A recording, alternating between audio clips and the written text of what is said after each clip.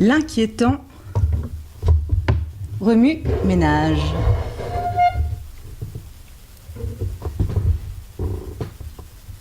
Tac, tac, tac. Il y a un bruit derrière le mur. Tac, tac, tac. Dans le couloir, ça grince, ça gratte, et puis ça file vers la droite. Faustine l'a fort bien entendu. Tac, tac, tac, tac, tac. Et puis, plus un bruit.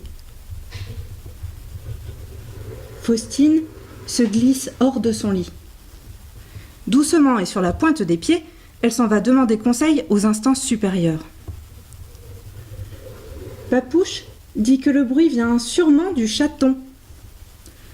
Mais dans certaines circonstances, Papouche n'est pas toujours très fiable.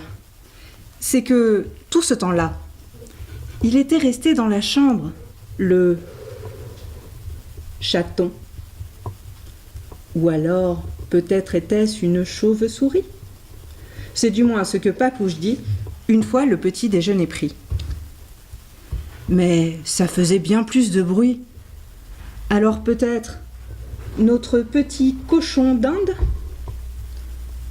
Mais le cochon d'Inde n'a pas bougé, si ce n'est dans sa roue. Et ça semblait encore bien plus gros. Tac, tac, tac ! Cette nuit, Papouche a entendu. Mais quelle bestiole peut faire un tel raffut ? Un python ? Un hanneton ? Non, aucun rapport. Ça ne ferait pas tac, tac, tac. Un pivert. Un raton laveur.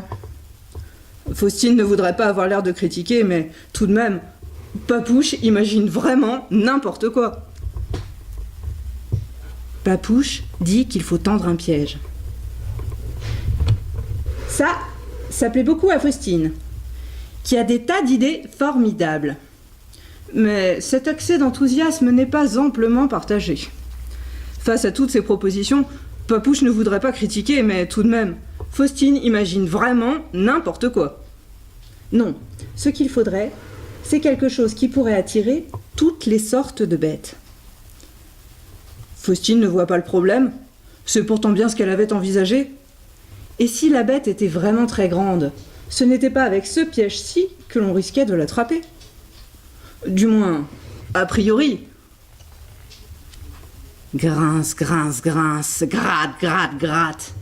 Et là, ce soir, la bête est là, dans le couloir.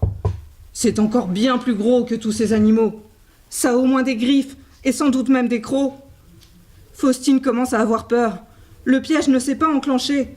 Et dans l'entrebâillement de la porte, Faustine voit son ombre, immense et menaçante. Grince, grince, grince, gratte, gratte, gratte.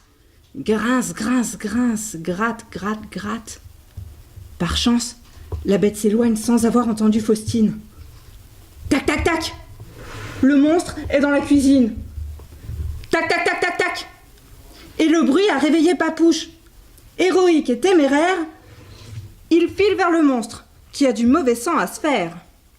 Il faut dire que, selon Faustine, son Papouche est le plus fort du monde. Faustine vient le seconder, mais à distance. Tac, tac, tac. Ah